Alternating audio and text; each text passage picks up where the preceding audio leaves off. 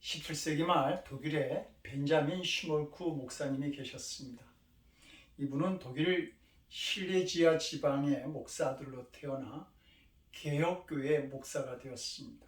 당시 개신교에 대한 카톨릭의 핍박이 매우 심해서 혼자서 36개의 마을을 돌봐야만 했고, 마을들은 멀리 떨어져 있어서 한 번 신방을 나가게 되면 며칠씩 집을 비울 때가 많았습니다. 어느 날 신방을 마치고 며칠 만에 집에 돌아왔을 때 집이 모두 불타버렸고 재더미 속에서 두 아들도 불에 타 죽어 있는 것을 보게 됩니다. 마을 사람들은 젊은 목사가 너무 절망해서 이제 아마 목회를 하지 않을 것이라고 그렇게 생각합니다. 그러나 그가 두 아이들의 장례식 때 쓴 기도문은 많은 사람들에게 감동을 줍니다. 그 후 그 기도문은 찬송가로 만들어졌는데 그 찬송가가 바로 549장 내 주여 뜻대로 행하시옵소서입니다. 내 주여 뜻대로 행하시옵소서. 온 몸과 영혼을 다 주께 드리니 이 세상 고락간 주 인도하시고 날 주관하셔서 뜻대로 하소서. 내 주여 뜻대로 행하시옵소서. 큰 근심 중에도 낙심케 마소서. 주님도 때로는 울기도 하셨네. 날 주관하셔서 뜻대로 하소서. 내 주여 뜻대로 행하시옵소서. 내 모든 일들을 다 주께 맡기고 저 천성 향하여 고요히 가리니 살든지 죽든지 주 뜻대로 하소서. 아멘. 그 후에도 목회를 계속하던 그분은 뇌졸중으로 쓰러져 중풍에 걸리기도 했지만 포기하지 않고 계속 목회를 하다가 주님 품에 안기게 됩니다. 성도 여러분, 이 목사님의 믿음이 부럽지 않습니까? 믿음의 길을 가는 우리에게도 시험은 언제나 찾아올 수 있습니다. 그러나 먼 훗날 고난을 이긴 전리품을 가지고 하나님을 만날 수 있다면 얼마나 영광된 일일까요? 우리가 이 슈몰크 목사님처럼 고난에서도 낙심하지 않고 승리할 수 있다고만 한다면 얼마나 기쁜 마음으로 하나님을 만나고 또 주님 앞에서 자신의 믿음을 자랑할 수 있겠습니까? 그러나 현실적으로 우리는 승리하는 믿음의 길을 내가 가보리라 그렇게 결단하지만 좌절과 낙심에 빠질 때가 참 많이 있습니다. 오히려 자신의 의지에 대해서 실망감을 느끼게 됩니다. 결심하는 것마다 지켜지는 것이 없기 때문입니다. 반복되는 실패에 이제는 어떻게 살아보겠다고 결심할 의욕도 사라져 버립니다. 목회에 좌절에 빠진 목사님도 만나 보았는데요. 성령께서 역사하시도록 살면 되는데 사랑과 세상만 보이고 성령의 역사에 자신을 맡기는 일이 잘 되지 않는다는 겁니다. 우리도 역시 기도의 자리를 찾아가서 무릎을 꿇어보지만 기도는 안 되고 혼란스러운 머리만 확인한 채 일어나는 것을 보게 되죠. 화목하고 사랑스러운 가정을 만들고 싶은데 가족들을 보면 불끈불끈 일어나는 신경질과 짜증을 이기지 못하는 자신의 모습에 낙심하기도 합니다. 직장 생활을 하면서 오늘만큼은 웃으면서 잘 생활해 보리라 그렇게 결심해 보지만 그런 날일수록 더욱 신경질 내는 자신을 보면서 좌절하게도 되는 것입니다. 그래서 내리는 결론이 저는 안 되나 봐요 라고 하는 말이죠. 성도 여러분, 믿음으로 살아보려고 애를 쓰는데 왜 더 큰 좌절이 생겨나는지요? 그것은 마귀는 죽은 것을 건드리지 않기 때문입니다. 살아보려고 몸부림치는 자에게 마귀는 더 강하게 역사하기 때문입니다. 그러므로 믿음으로 살아보려고 애를 쓰는데 좌절과 낙심이 찾아왔다라고 하는 말은 적어도 우리가 마귀에게 인정받았다라고 하는 말입니다. 저는 우리 교회 새신자 성경 공부를 3번이나 강구한 다음에 겨우 시작할 수 있었습니다. 왜 이런 일이 생길까? 마귀가 우리 교회를 주목하고 있다라고 하는 말입니다.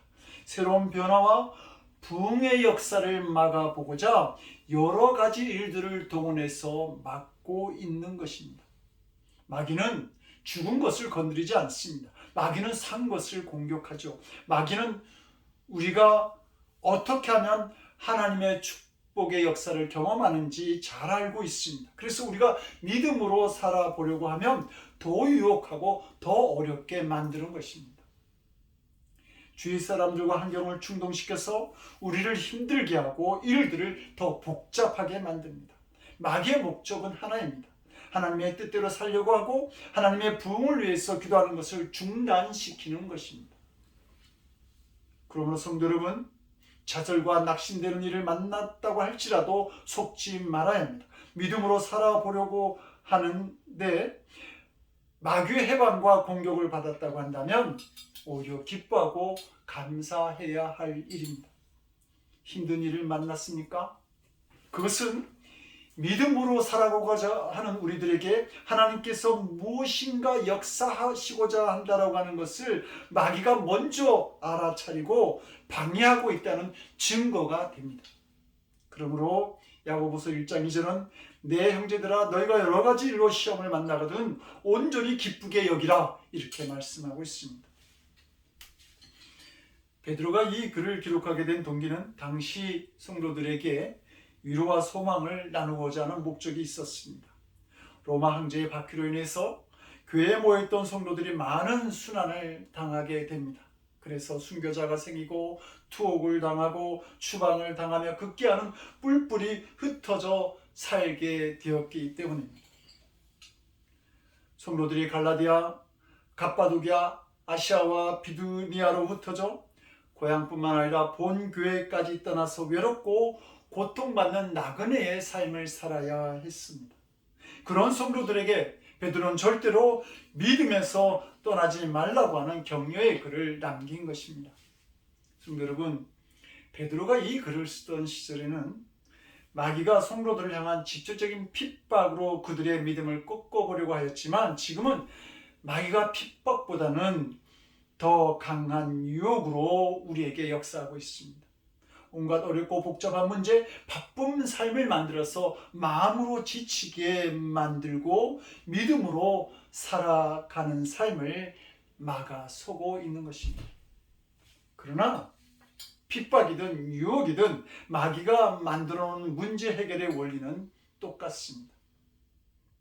그래서 본문은 첫째로 염려하지 말고 십자가를 붙잡으라고 말합니다.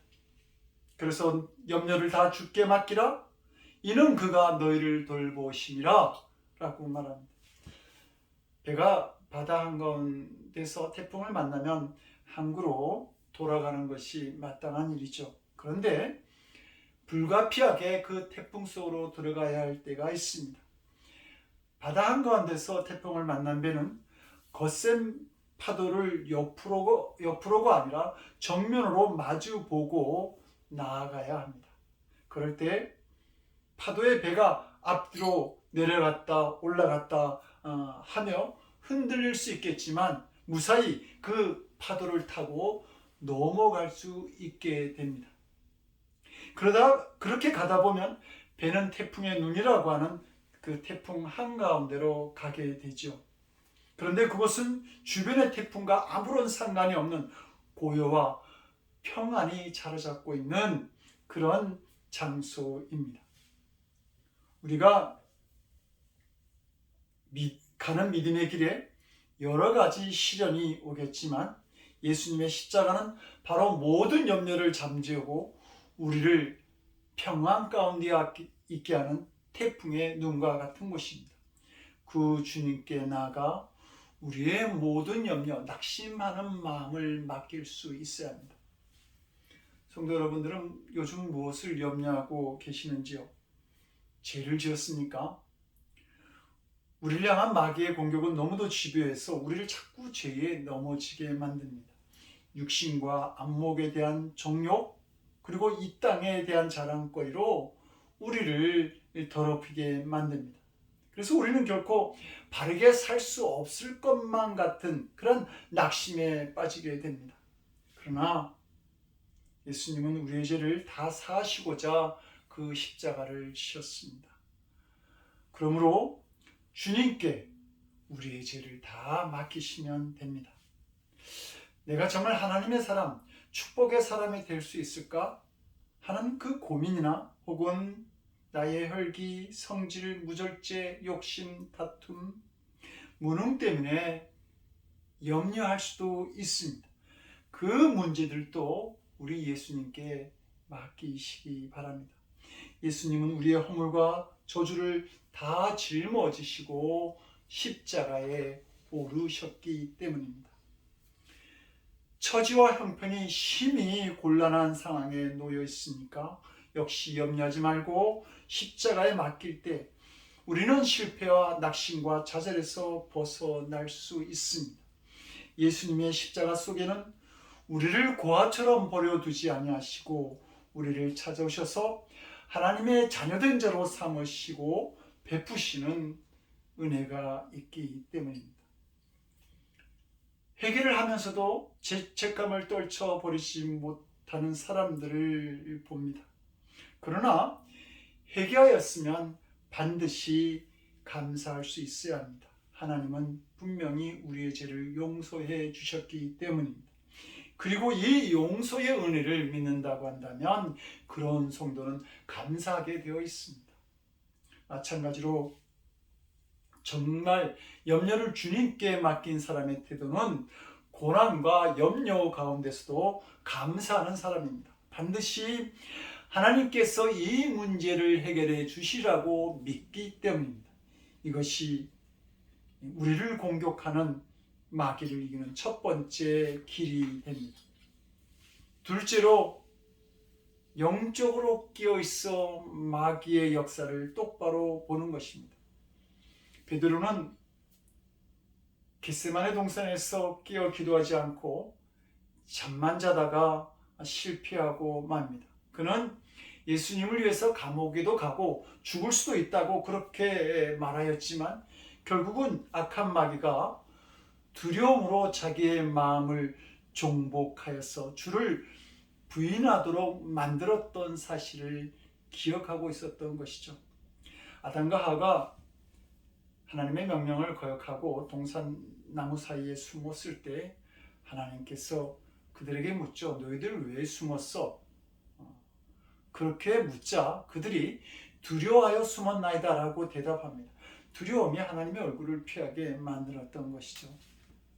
이런 두려움에 대한 이런 예수님을 부인했던 경험을 가지고 있던 베드로는 오늘 본문에서 근신하라 깨어라 너희 대적 마귀가 우는 사자같이 두루다니며 삼킬 자를 찾고 있다고 말하고 있는 겁니다. 베드로는 자신의 경험으로 볼 때 우리가 근신하고 끼어 있어야 한다는 사실을 알았습니다. 성도 여러분, 마귀는 광야에서 기도하고 계셨던 예수님도 시험하였던 자입니다.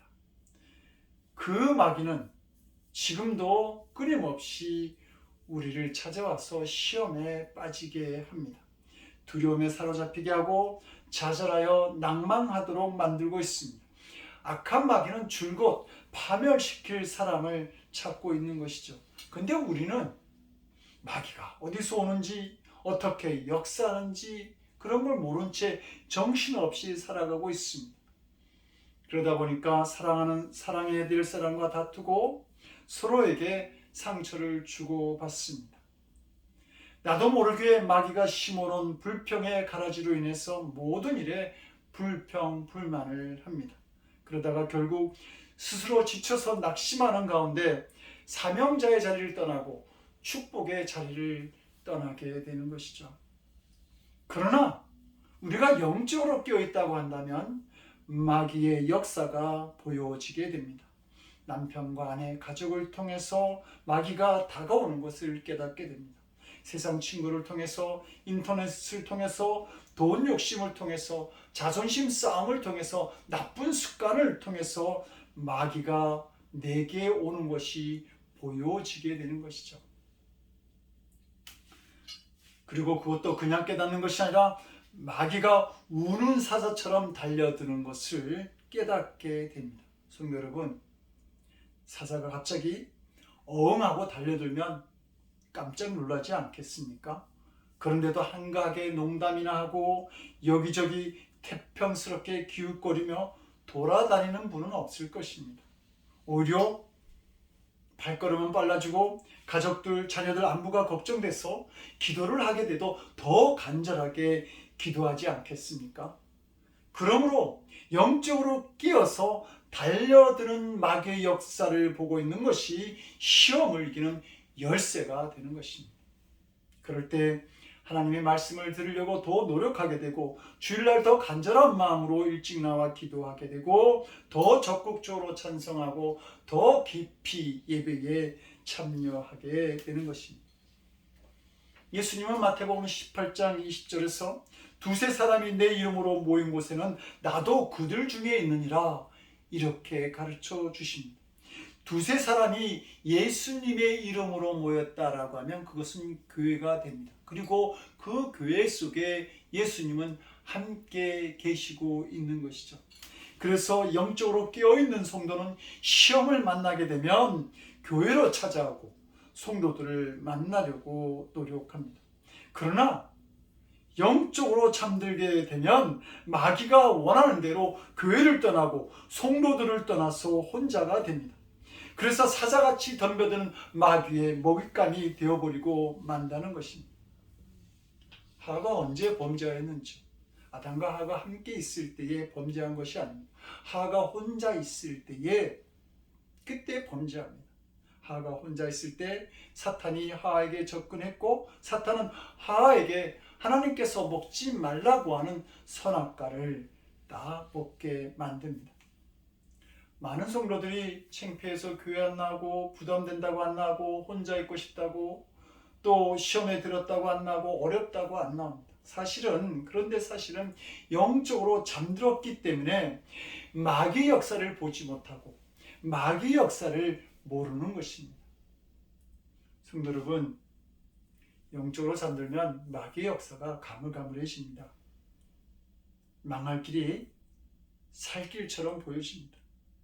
망하게 하는 말이 귀에 솔깃하게 들려오게 된다는 말입니다. 그러므로 깨어있는 영으로 마귀의 역사를 분별할 수 있어야 합니다. 셋째로,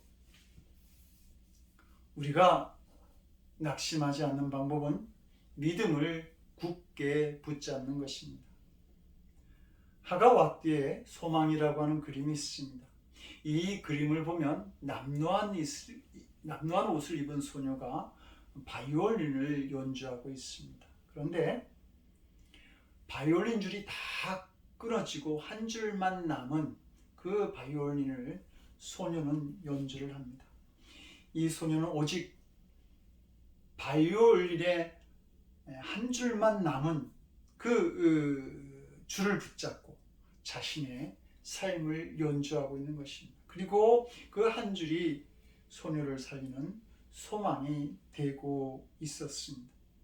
성도 여러분, 우리의 삶에 재물이나 명예나 권력이나 오락가 같은 줄이 있을 수 있겠지요. 그러나 마지막까지 놓치지 말아야 될 줄이 있는데 그것은 믿음의 줄입니다. 그래서 본문은 고난 중에 있는 성도들에게 너희 믿음을 굳게 하여서 저를 대적하라. 이는 세상에 있는 너희 형제들도 동일한 고난을 당하는 줄을 알미니라. 이렇게 말합니다. 성도 여러분들이 잘 아는 지선상의 아리아라고 하는 음악은 사람의 마음을 편하게 해주어서 불면증에 좋은 음악이다, 이렇게 알려져 있습니다. 그러나 이 음악도 한 줄로 연주를 하죠. 성도 여러분, 오직 믿음으로 시험을 이기게 하시는 주님이 주시는 은혜의 자리에 거하실 수 있기를 원합니다. 크리스천 시인 애니 존슨 플리트의 그러나 하나님은 이라고 하는 시가 있습니다. 나는 모르지만 그러나 하나님은 아신다네. 내가 모르는 미지의 날들이 그분에게는 분명하고 확실함을 알기에 나 두려움에서 벗어나 복된 안식을 누린다. 모든 것이 수수께끼 같은 그래서 당황한 왜의 물음이 회의와 공포가 되어 커져갈 때에 난 이 생각으로 해답을 찾는다네. 난 모르지만 그러나 하나님은 아신다고. 난 할 수 없지만 그러나 하나님은 할 수 있으시다니. 내가 감당할 수 없는 어떤 짐도 그의 손길은 능히 들어올리심을 알기에 내 염려했던 일들은 오히려 유쾌한 일들일 수 있다네. 비록 독수리의 날개가 피곤해지고 내가 한때 달렸던 길을 이젠 걸을 수밖에 없을지라도 난 내게 주어진 능력을 알고 있다네. 난 할 수 없어도 그러나 하나님은 할 수 있으심을 알고 있다고. 나는 볼 수 없지만 그러나 하나님은 보신다네. 내게는 어둡고 감춰진 길이어도 그분에겐 여전히 밝은 길이기에 내 가는 길에 넉넉한 빛을 볼 수 있다네. 내 긴장되고 충혈된 눈이 안식 가운데 눈 감을 수 있고 평화로움 속에 잠들 수 있는 이유는 나는 보지 못하나 그러나 하나님은 보시는 분이기 때문이라네. 성도 여러분, 마귀가 극성스럽게 공격하는 것은 하나님의 크신 은혜의 역사가 일어나고 있다는 징조입니다. 우리가 자꾸 넘어지고 더 어려워지고 더 낙심되면 오히려 거꾸로 생각하면 됩니다. 아, 무엇인가 있구나. 뭔가 좋은 일이 일어나려나 보다 라고 여기시면 되는 것입니다. 동물들에 관한 프로를 보게 되면 짐승들이 자기 새끼들이 위기에 처하게 되면 더욱 무섭게 대들고 자기 둥지가 공격당하면 부부가 힘에서 더 강하게 덤비는 것을 볼 수 있습니다. 성도 여러분, 그런데 하나님은 우리 아버지가 되지 않습니까? 그러므로 낙심이 크고 좌절이 크게 찾아오는 것은 하나님의 축복, 하나님의 손길, 하나님의 부흥이 가깝다라고 하는 것입니다. 이 믿음을 붙잡을 수 있어야 합니다. 그래서 10절은 말하죠. 모든 은혜의 하나님 곧 그리스도 안에서 너희를 부르사 자기의 영원한 영광에 들어가게 하시니가 잠깐 고난을 받은 너희를 친히 온전케 하시며 굳게 하시며 강하게 하시며 터를 경고케 하시리라. 하나님께서 시험 중에 있는 우리를 은혜의 자리로 부르십니다. 그리고 우리를 부르신 주께서 우리에게 영원한 생명을 허락하시고 우리를 온전케 하시며 굳건하게 하시며 강하게 하시며 토를 경고케 해주시는 복, 권력이 세세무궁토록 계시는 하나님이 우리에게 복과 은혜를 주신다라고 말씀하고 있습니다. 성도 여러분, 비록 되어지는 일들이 다 이해되지 않아 혼란스러워도 하나님의 역사를 믿고 하나하나씩 순종해 나가시기를 바랍니다. 10번 넘어지면 10번 일어나면 됩니다. 반드시 끝이 있습니다. 알파와 오메가가 되시고 처음과 나중이 되시는 하나님에게는 죄와 싸우는데도 끝이 있고 시험에도 끝이 있는 것입니다. 성도 여러분, 믿음으로 살려고 하는데 낙심이 오면 명심하십시오. 하나님의 역사가 가까웠다라고 하는 사실을 말입니다. 그 귀한 하나님의 역사 가운데 낙심이 아니라 산소망으로 주님을 경배하고 예배할 수 있는 성도들이 될 수 있기를 주님의 이름으로 간절히 축원드립니다. 기도하시겠습니다. 우리의 위로와 소망이 되시는 하나님, 우리가 믿음으로 살아가고자 하지만 우리들에게 많은 시험들이 찾아옵니다. 그러나 하나님, 낙심하지 않게 하여 주시옵소서. 우리의 모든 시험을 주님의 십자가에 맡기고 우리의 염려도 십자가에 맡기고 깨어있는 영으로 마귀의 역사를 보면서 믿음에 굳게 서 있는 저희들 되게 하여 주시옵소서. 그리하여 우리를 부르시는 주님의 은혜의 자리에 참여하는 저희들로 주님 삼아 주시옵소서. 이제는 우리가 염려하는 모든 문제를 지고 십자가에 오르신 우리 주 예수 그리스도의 크신 은혜와 독생자의 희생제물을 통해 우리에게 세상을 이기는 믿음을 허락하신 아버지 하나님의 극진하신 사랑하심과 마귀의 계략을 깨닫게 하시는, 그래서 영적으로 끼어있는 삶을 살도록 우리를 도우시는 성령님의 감화감동 우리 안에 교통하시고 역사하시는 놀라우신 은총이 물결처럼 밀려오는 시험들을 이김으로 낙심하는 자들이 아니라 그 영광을 들고 주님 앞에 서기를 원하는 거룩한 성도들 머리 위에 저들의 삶과 가정과 일터와 드리는 기도 위에, 그리고 지금도 이 땅 곳곳에서 복음을 전하는 선교사님들과 그 가정 위에 지금으로부터 영원토록 함께하옵시기를 간절히 축원드리옵나이다. 아멘.